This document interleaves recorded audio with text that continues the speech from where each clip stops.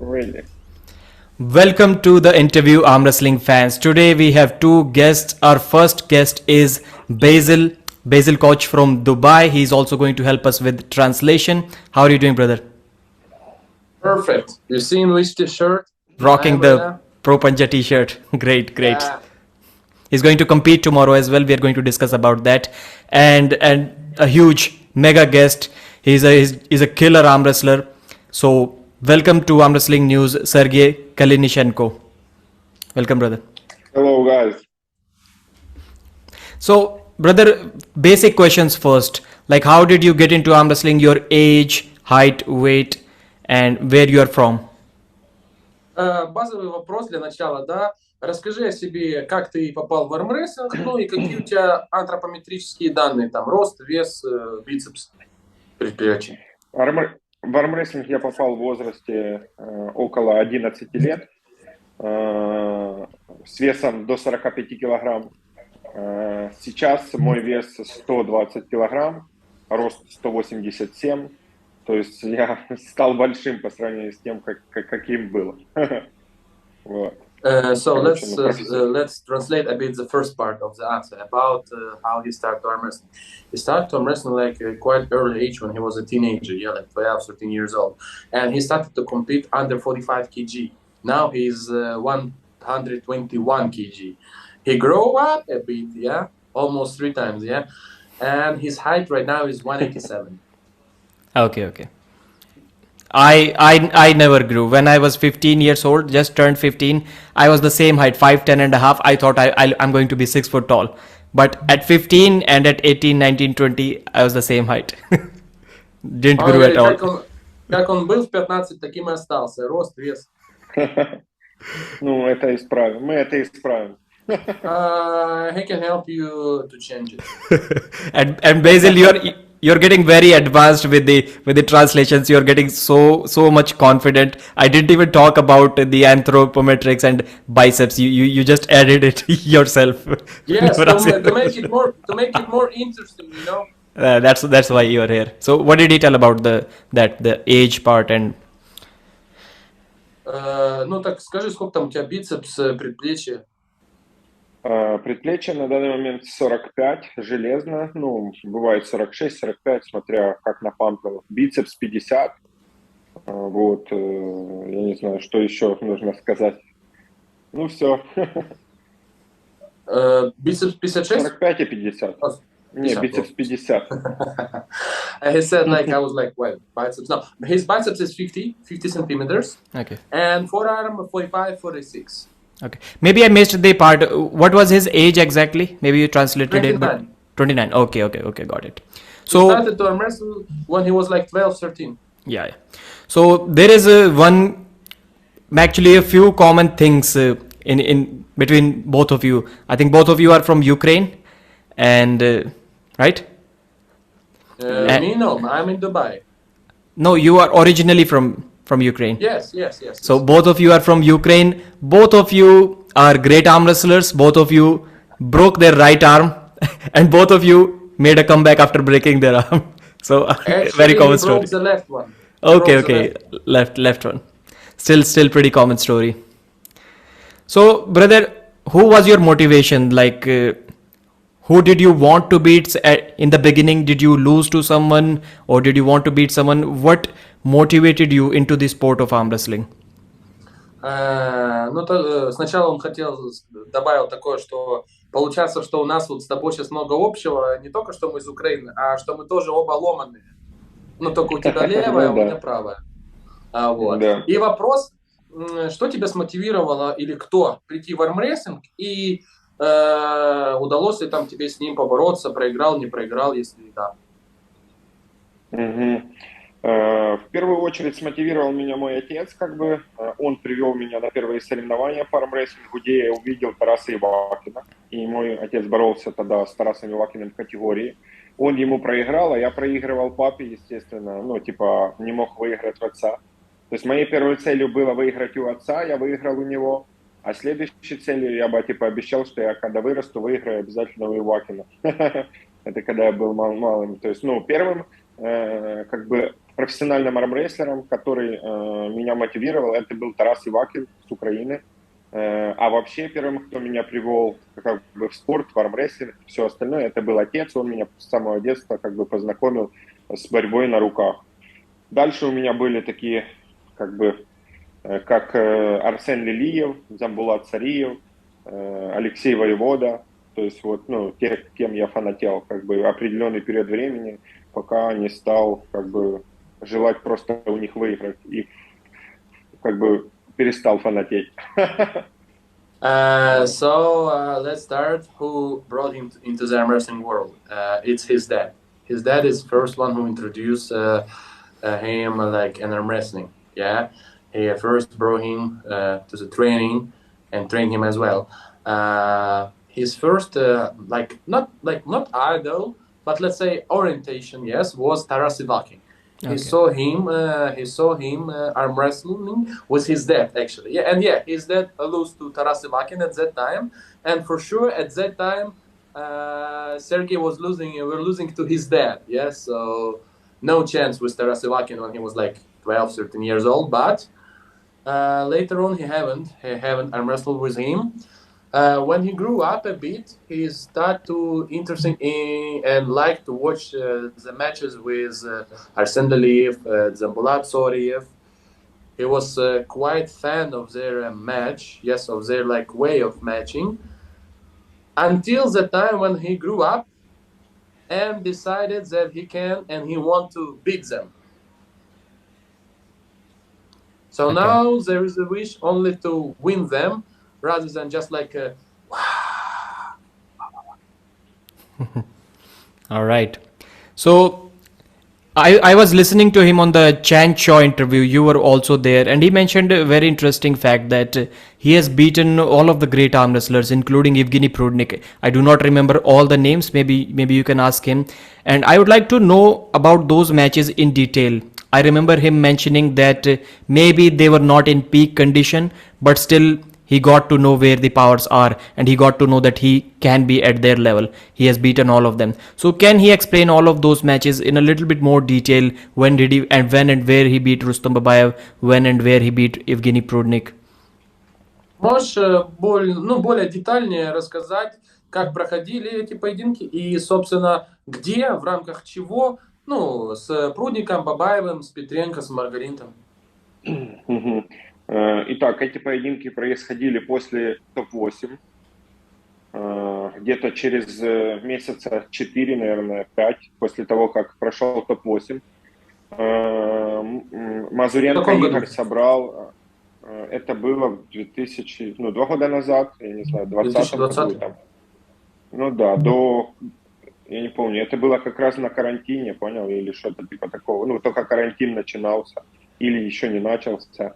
Короче, вот, Мазуренко, 2 года назад было это, 2 года назад. Мазуренко собрал всех нас в одном месте для того, чтобы провести спарринги. Да, это был карантин, и как раз нельзя было как бы соревнования проводить, и мы провели, типа, среди самых лучших в Украине армрестлеров сходку. Вот. На первой сходке я проиграл им. Как бы, я чувствовал, что чуть-чуть оставалось. И на второй сходке уже я выиграл у них, как бы выиграл Бабаева, выиграл Прудника, выиграл Петренко. А через сколько была вторая сходка после первой? Через месяц. И потом следующая сходка была еще раз через месяц. Тогда был Маргаринт, Прудник, Петренко, короче, Изман в категории, Изман и я. И мы провели поединок между собой, каждый из каждым 2 поединка. Вот. И в итоге я выиграл Прудника, выиграл Петренко, выиграл Маргаринта. Короче, вот так и произошло. То есть эти все видео есть на Ютубе в Мазуренко, то есть на канале. То есть можно зайти и детально, четко посмотреть, какой это был день, какое это было время. То есть все полностью есть на канале Armwrestling. I don't think you will remember all of that. No, I remember. Okay. I remember. So we're gonna start from the thing that it was like a couple months after the top 8. It was after the top 8, approximately 2 years ago. If you want the detailed data, you can check on the Armbets TV of the video. Petrenko, Kalina, Prudnik, Babayev, a small camp, arm wrestling camp, like which was organized by the Mazurenko. Actually, why is this camp organized? Because after the top 8, coronavirus came. Yes, no competition at all. So Mazurenko decided to provide the competition, small competition, small group matches, everyone with everyone inside the Ukraine. Yes, with top of the Ukrainian arm wrestlers like Kalina, Petrenko, Izman, Margarin, Prudnik, Babayev. Yes, and on the first camp, he lost. He lost to a couple of them. After a month, he changed. After the first loss, he changed completely his program. He trained specifically for each of them. Then on the second one, he won. He won all of them. And after like 1 month, again, he won against all of them. Yes, for sure, they were not on their peak conditions because it was after actually a top 8 competition. They were on the recovery mode. But still, he pulled them. He tried them. That he can do it. And that's it. Okay. And actually, I might tell you that I did cover that event in my news video back then. I uploaded it on my YouTube channel. Что он вспомнил, он переводил там какое-то из вот этих 3 видео на его канале. So, brother, I would like to ask you about the financial condition of athletes in Ukraine. I'm talking about before the war situation. So, athletes at your level, I'm talking about very high level, you, Rustam Babayev or Prudnik, are you able to make enough money from sponsorships or from government or from social media? Like, what is the financial condition of a very high level arm wrestler in Ukraine? Далее вопрос о финансовых кондициях армрестлера в Украине, ну, тех имеется в виду там топы, да, Прудник, ты, Бабаев, Петренко. Можете ли вы обеспечивать себя армрестлингом и с какими-то спонсорскими выплатами, связанными с ними? Или же вы дополнительно работаете как? Ну, вообще все армрестлеры дополнительно работают. Мы не можем себя, естественно, содержать с помощью только армрестлинга. Не могли содержать, пока не появился топ-8 там, и такие дальше турниры, которые начали популяризировать тебя как спортсмена, находить рекламу, но так как это все закрылось, на данный момент это просто невозможно, нужно обязательно работать.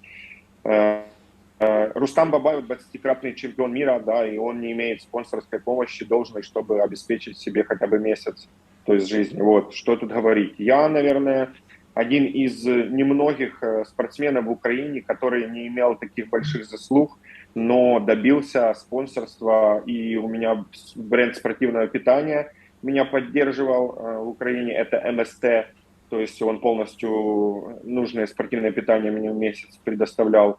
Потом у меня были спонсоры «Дилижанс», которые мне выделяли в месяц зарплату обычного человека, то есть давали. Вот. И плюс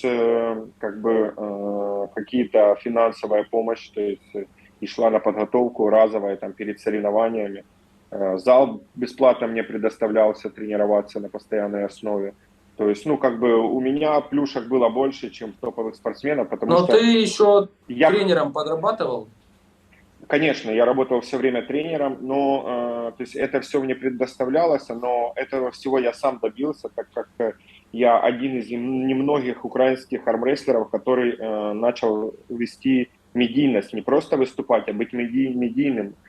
Чтобы тебе давали деньги, нужно на данный момент вести соцсети, а я один из тех, кто вел соцсети, то есть и популяризировал армрестлинг.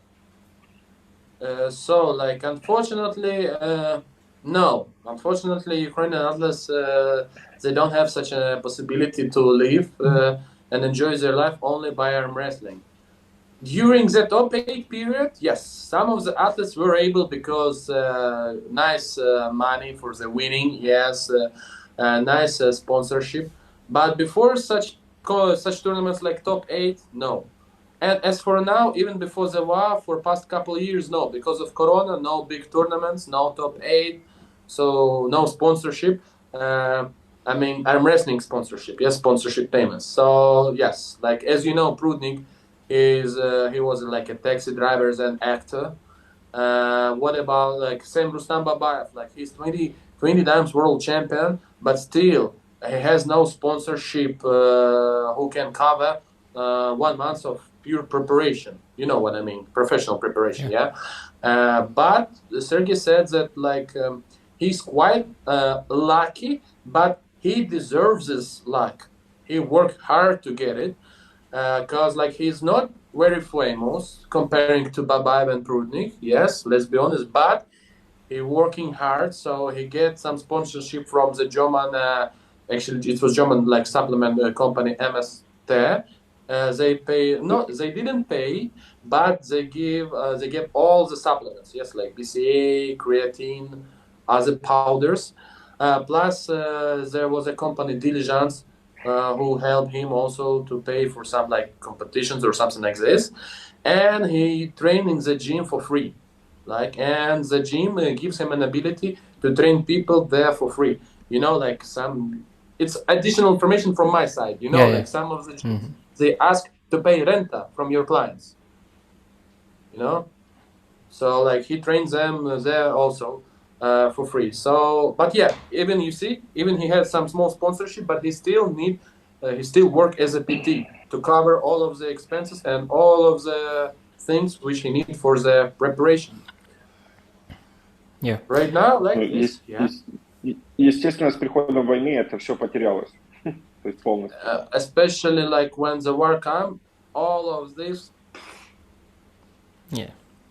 So I think small beginnings are good, but this is where social media steps in. I believe whenever you speak or upload any video, if you have even 5,000 people that are for sure going to watch all of your videos, then maybe you can earn some good amount of money. Then people like King of the Table or Engin Terzi will invite you guys, because it is a necessity in today's world that some eyes need to be on you. So whenever you upload, some athletes take it like 5,000 views, I'm not going to get much money monthly, maybe $200, $300, $400, nothing is going to happen. But it is not about those $200, $300, $400. If you're getting 5,000 views on all of your videos, maybe King of the Table is going to invite you many times. Then instead of getting those 500, you are going to get $5,000 from them. Yeah. And please, after that, please plug in your social media accounts, your and his as well. Да, он добавил немножко, что есть такая еще фишка в социальных сетях, что они могут быть тебе полезными не только, знаешь, плюшками по типу выплаты за просмотры от YouTube. Ну, там будет у тебя 5 тысяч, там 7 тысяч просмотров, но получишь ты $200-300. Особо в контексте профессиональной подготовки это ничего не поменяется. Но если твои видео регулярно будут набирать там от 5000 просмотров, то это будет плюсом больше, нежели $200-300. Тебя заметят там East-West, да, Kings of the Table, будут тебя приглашать. То есть это в перспективе даст тебе гораздо больше, нежели перманентные $200-300. Yes. Okay, brother, there is a fear in every arm wrestler whenever they start arm wrestling. What if they break their arm? We have seen those viral arm break videos. There was a famous YouTuber in India, Jeet Salal, 3 million subscribers. He once uploaded a video called Arm Wrestling Will Destroy Your Arm, your life if you break your arm. And I made a response video against that video. Then he kind of said he didn't mean to say that, and he talked about arm wrestling community as well. So Indian YouTuber. So there are many people who are kind of spreading the fear that if you break your arm, it is over. So what does he have to say about the recovery for the athletes who are kind of scared? What if they break their arm? So if they do break their arm, what does the recovery and the pain, everything look like? What do you mean? One famous Indian YouTuber said that arm wrestling will break your arm? No, arm wrestling will destroy your life if you break your arm, like it is over. Он говорит, что сейчас переходит немножко плавно к травмоопасности нашего вида спорта, да, что велика вероятность сломать руку, там, да, вот, и другие сопоставимые травмы. Он еще добавил пример какого-то там крутого индусского обозревателя, блогера, 3 миллиона подписчиков. Он раз сделал видео, что если вы получите травму в армрестлинге, все, финиш, конец карьеры. Вот. И многие спортсмены действительно боятся после травмы опять бороться. Вот. Что бы ты хотел сказать, то есть два вопроса небольших, что бы ты хотел сказать таким людям, которые боятся заниматься армрестлингом, посмотрев там такие видео, или которые боятся снова становиться за стол после травмы? И второе, как твоя реабилитация проходила после травмы? Что можешь порекомендовать, посоветовать? Ну и так, что я могу сказать ребятам? Во-первых, то есть, как бы, страх нужно победить однозначно. То есть, ну, типа, а страх побеждается только за столом. То есть, единственное, что я им могу пожелать, это больше работать технически, больше как бы тренироваться, то есть, чтобы не допустить этого, потому что это чисто ошибка техническая. Перелом руки – это техническая ошибка, то есть, ну, никак иначе. То есть никак иначе, это чисто технический отрыв связки, надрыв связки и так дальше. Это момент, который ты не можешь как бы остановить, да, то есть он может надорваться. А перелом кости – это 99,9% того, что неправильное положение, неправильная техника. Вот и все. То есть это первое. So, answering on the first question about what he can say to the guys who are scared to do the arm wrestling because of the possible injury, or for those guys who are scared to come back after the injury. So, in 99.9% of actually cases, yes, percentage of cases, when someone breaks their arm, it's because of the lack of technique or wrong technique. If we talk about specifically breaking your arm, yes, or wrist. If we talk about tearing ligaments, yes, or muscle tissue, it's a bit different. Yes, on this, it can happen because of many reasons. But if we talk about breaking the arm, yes, it's because of wrong technique. So his advice is pay attention more to the technical aspects of the arm wrestling. Yes, for the angles, for like different positioning of your arms. Mostly because of this. Okay, ну, but и что это? Страх побороть нужно, а побороть его можно только за столом. You need to beat your fear. You need to beat your fear, because only through beating your fear you become stronger version of yourself. And now, what if someone actually breaks their arm? What does the recovery look like, and what is daily lifestyle? Are there any problems like pain, etc. about that?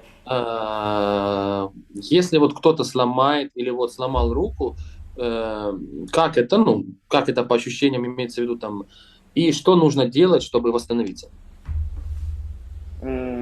Самое основное, что может быть перелом такой, который восстановится. Алло. Слышно? Да, я слышу. No, you go ahead, please. Самое главное, это то, что может быть перелом такой, который восстановится за месяц. А есть такой перелом, как у меня, который не восстановится и за 2 года полноценно, понимаешь? А у меня уже 3 прошло года. То есть были задеты нервы. Все зависит от перелома, то есть они бывают очень разные последствия.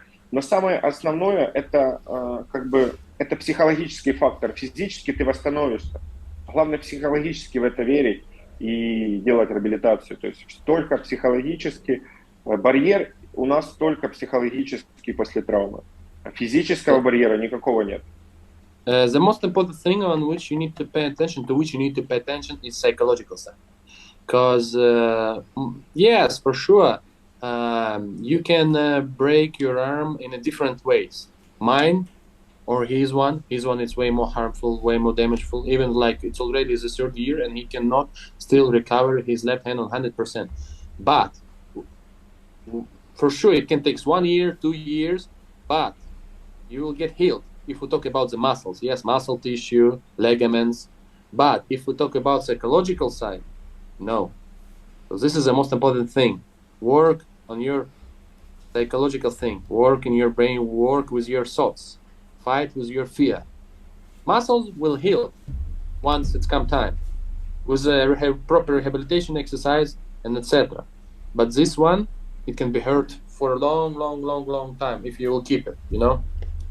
Mm-hmm. So, and please about the social media, where can we follow both of you? Где ты? YouTube, у тебя есть Instagram, Facebook, чтобы на тебя подписывались? Где ты ведешь свой профиль? Instagram Kalina 0101. Instagram Kalina, this one, 0101. Okay, all the links will be in the description. And YouTube as well. YouTube Kalina Armwrestling. I'm subscribed. I watch your workout videos. I watch your videos. Он говорит, он на тебя подписан, смотрит твои видосы. And about you, Basil? You know, Instagram, Basil Coach Dubai, and YouTube L.I.O.N, L.I.O.N, Life of Iron. Yeah. So actually, I was subscribed to both of your YouTube channels before I started talking with you guys. And my next question would be about growing the sport. Like, there are some people who know only English. They are doing their part. There are some people like us who know two languages, English and our own language. And then there are some arm wrestlers in the European countries who know their language only. So we are always doing our part, trying to exchange the values with these interviews and making like all of the arm wrestling community know about everyone. But why isn't the European arm wrestling community inviting the American arm wrestlers on their channel with a translator who is going to translate from English to their language? And why aren't they inviting Asian arm wrestlers or Australian arm wrestlers? I have not seen many of those interviews. There were some interviews on Iron Rating YouTube channel in the past, but not many. I think you get my point. So should the European countries do that, and why aren't they doing that? Europe, by European countries, you mean which exactly? For example, like all of the major countries, be it Russia, Georgia, or Ukraine, all of the countries. Ну, смотри, дальше он немножко вопрос касается развития армрестлинга как такого в социальных сетях. Вот почему, в последнее время, да, мы этим занимаемся, мы, ты, я, то есть общаемся, переводим друг друга, делимся с разными континентами, знаниями, да, по поводу армрестлинга, интересными какими-то историями.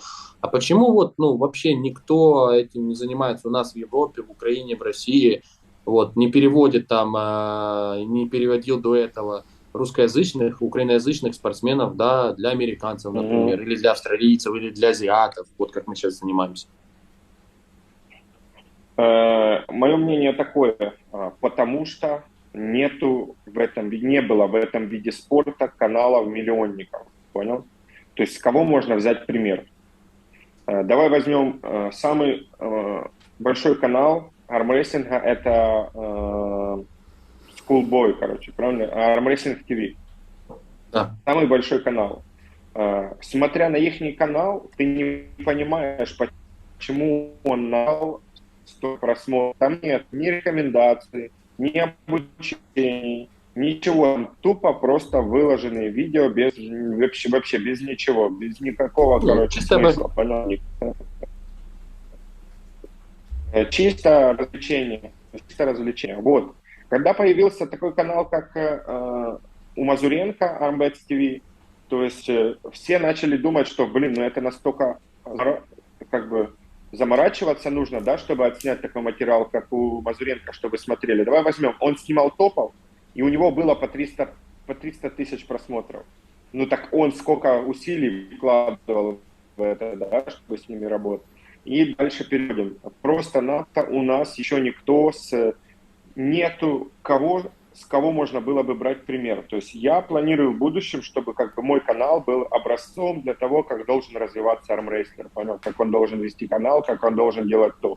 Потому что все не верят в то, что в этом можно заработать и в этом можно иметь что-то. Вот я, например, сейчас верю в это и этим всем занимаюсь в последнее время, и я вижу результат, и он будет. Вот. Потому что не с кого брать пример было. So let's start from the beginning. He said the most famous arm wrestling channel or channel about arm wrestling is Schoolboy channel, yes. But what we can see there if we're gonna open it? nothing rather than just arm wrestling, some fun. That's it. No exercise explanation, pure one. No like some technical aspects explanation, rehabilitation exercises or etc. Yes, just like wrestling and fun. But still nice. Still the commercial like. Later on, Mazurenko opened his channel. Yes, Arbets TV. His videos, some of the videos with top athletes like Tsiplenkov and other guys, they reached like 300,000 view, 400,000 view. But people were thinking like 300,000, 400,000, and still you need to pay such a lot of attention, such a lot of money. You need to invite some like photographer. You need to invite some like some videographers, like makeup, whatever. They maybe it was a bit laziness, or maybe it was also a lack of orientation, in Ukraine and Russia for our guys who did something like this. So, like, you know what I mean? Like in America, there's a lot of YouTubers in every sport who are like reach million follower stage, something like this. So they have on whom to orientate. They have whose channels they need to check, how they need to do their own channel to build the audience. Yes, to grow the views, whatever. In Ukraine, we haven't heard.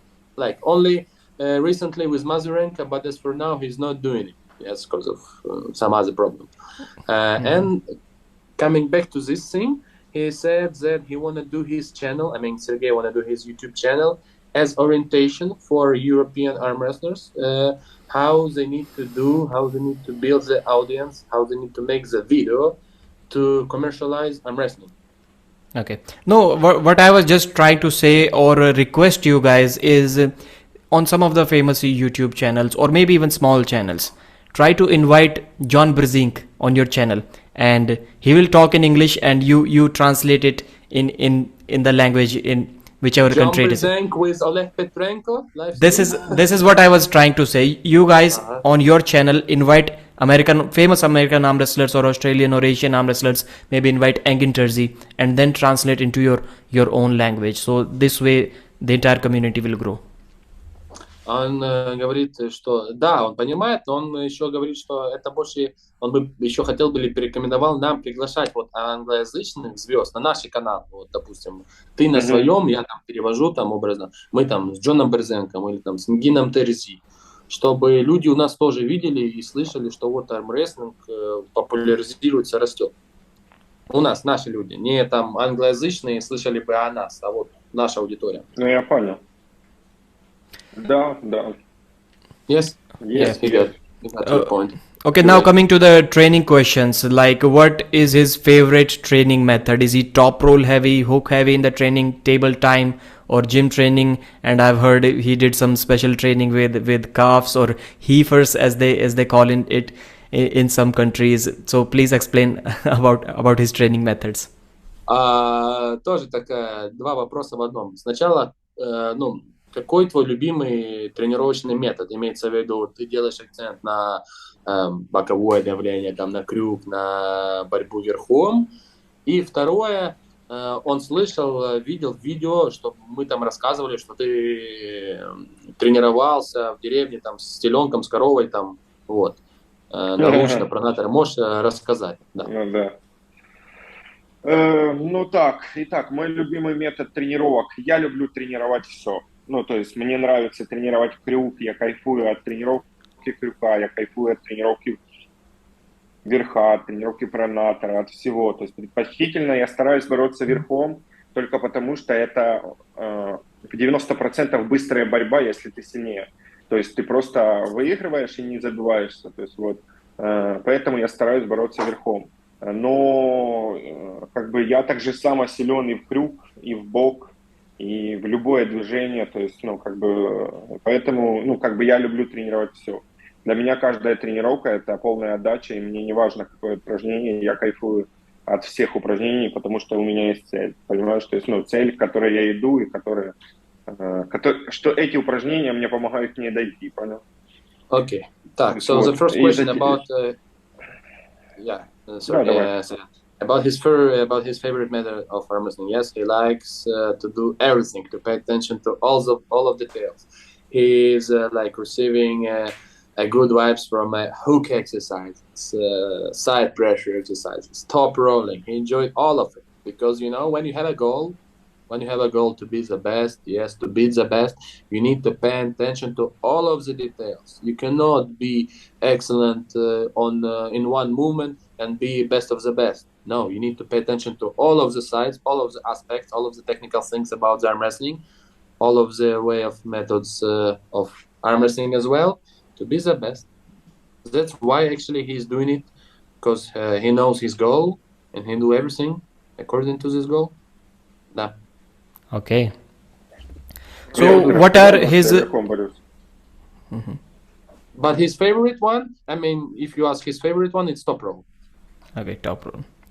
So what are his future plans in the world of arm wrestling? I heard him speak about he wants to compete with the super heavyweight. So I think he's around 115-20 kilos right now.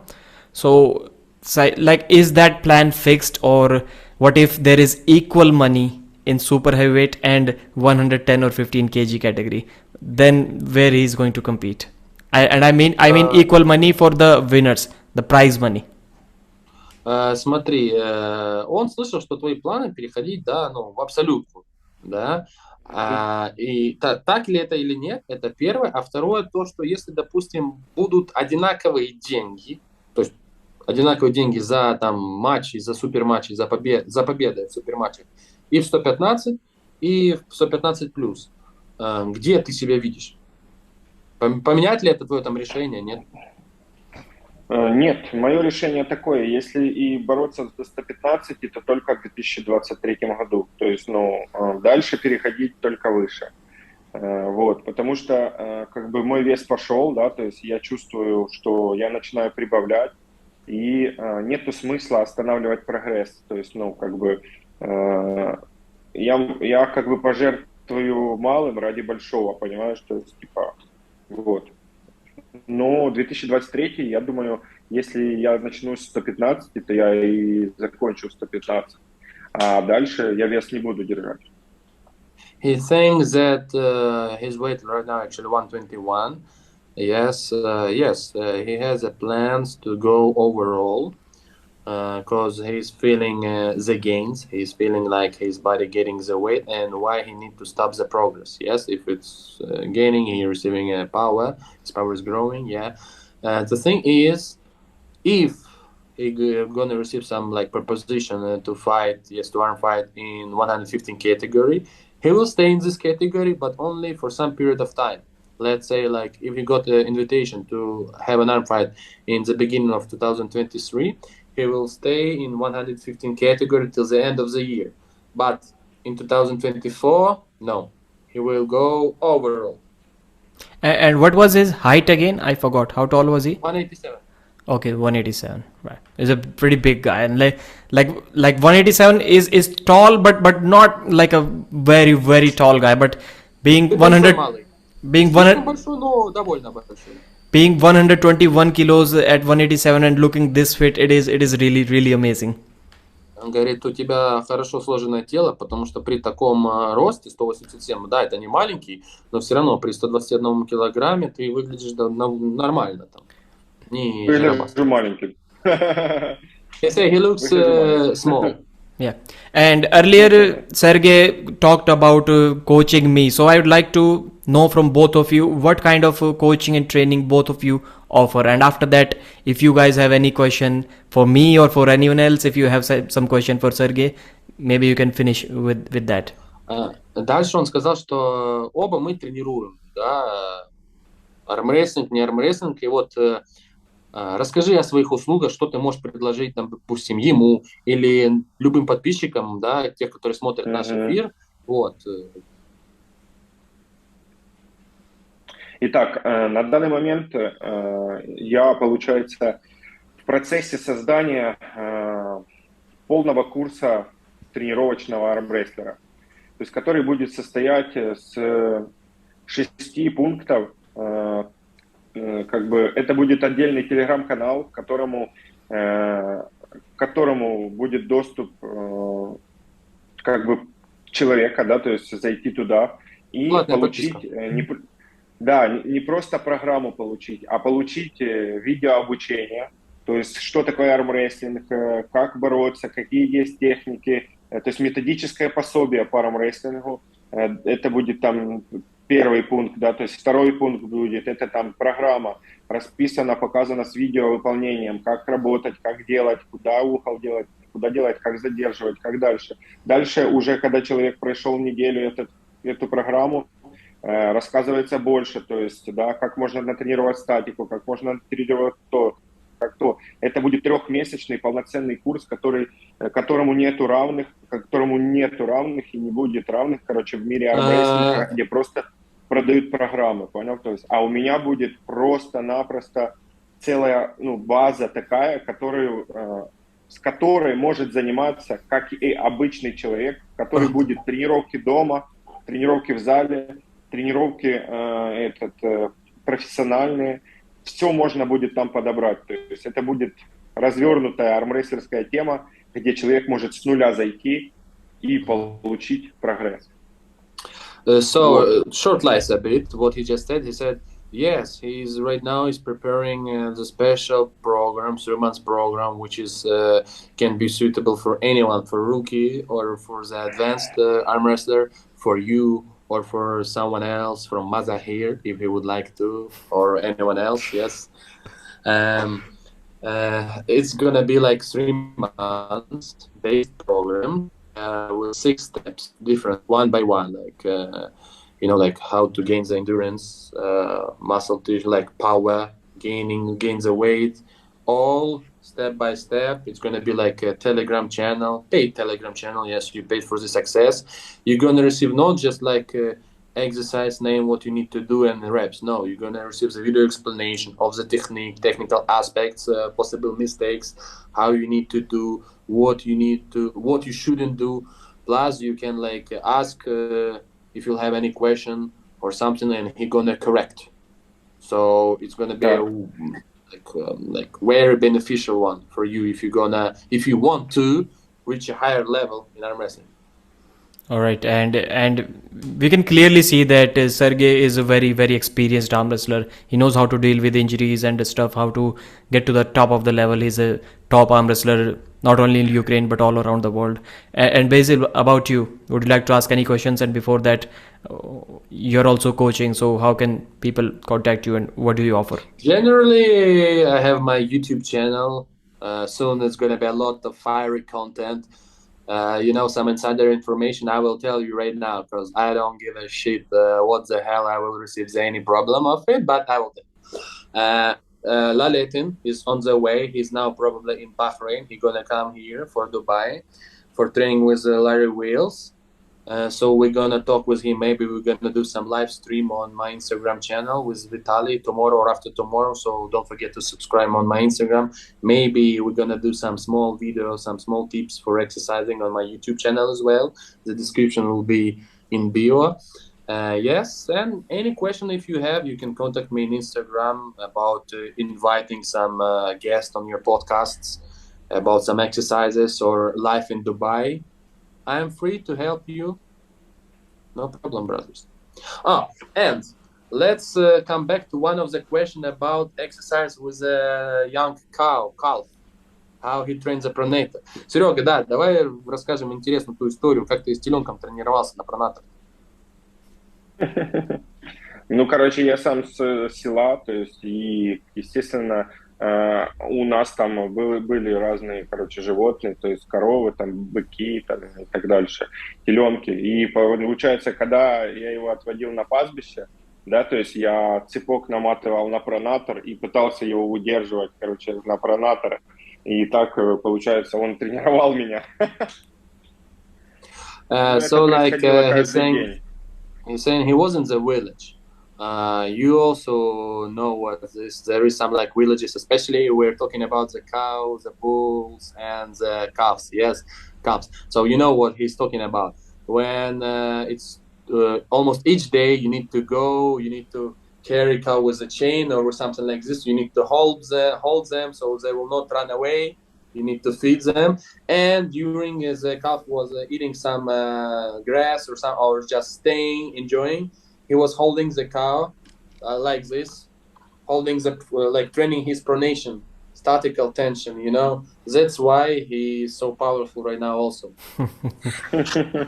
Yeah, doing that with a calf or a young cow is a different thing. Like many people like to do that when they are taking their dogs for a walk, but I've never heard anyone say. And when we talked about animals, one very funny comment came to my mind. I was reading it on Facebook, I think, and somebody asked, does being a farmer, working with animals all your life, does it help in becoming a good arm wrestler, strong genetics, strong hands? And someone replied under that comment, he said that unless you are doing deadlifts or lat rows with 500 kg cows, it is not going to help you in arm wrestling. That was a very famous comment, like very funny comment. As you can see, покажи руки. Come on. Life example that it's working. Yeah. People always trying to find an excuse and say, "Oh, it's not for me to be professional." Line. You need to work too hard. No, it's just laziness, guys. It's just laziness. Stop finding an excuse and work. He's an example. Like, he used to live in the small village where there were no arm wrestling. Yes, he used all the opportunities which have had to be the best in what he's doing. So guys, stop finding an excuse and find the way to do it. No equipment, not a problem. You don't know how to use what you have, message Sergey or message me, we're gonna help you. Yeah. А ну переведи, что там сказали, там был коммент. Да. Вот я объясню поэтому по поводу этого коммента. I'm just translating what I just said to you. Был коммент, он вспомнил, что кто-то там сказал, что да, вот работая фермером или с животными, доглядая животных, да, ты можешь увеличить свои там скиллы в армрестлинге, да. И кто-то написал, только если ты будешь жать, тянуть или приседать с 500-килограммовой там коровой или быком. Только в таком случае. Я ему сказал, что это не совсем так. Люди просто ищут оправдания своей лени, что вот, быть профессионалом, достигнуть определенных вершин в том-то или в том-то, нужно вот прям работать. Хочешь, да. Хочешь, я сейчас покажу? У меня как бы, ну, это мотивация для ребят. Вот сейчас я мотивацию для ребят покажу. У меня был зал, я тренировался, было все супер круто.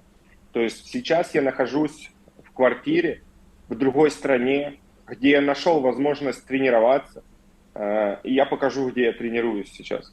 So look, he's gonna show you also inside that information. He's gonna show you his flat, how he adopt his flat in the like to be able to train arm wrestling when he has no time. Look, the table, the dumbbells.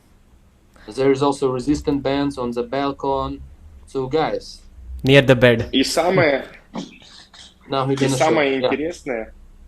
Самое интересное это то, что у меня даже блока нету на данный момент. То есть и я цепляю за балкон резинку и тренируюсь резинкой, которая цепляется за балкон, который я скоро оторву.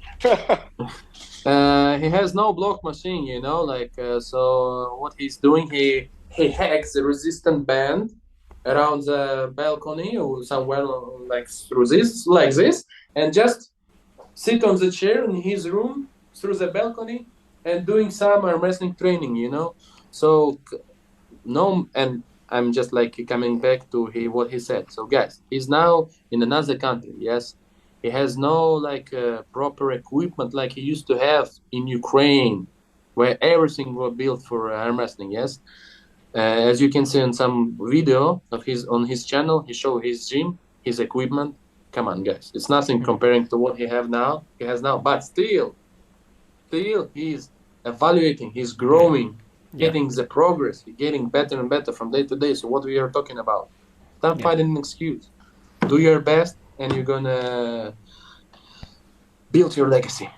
Yeah, I just saw his, not just, but when I watched his tattoo on his forearm, I thought one thing, like I always used to think in my mind that if you have a physique like that, then only you should have tattoos. Whenever somebody talked about tattoos, like I'm getting a tattoo, like everyone is getting a tattoo, and I'm like, guys, please build a physique that would suit a tattoo like that. So he definitely does have that physique.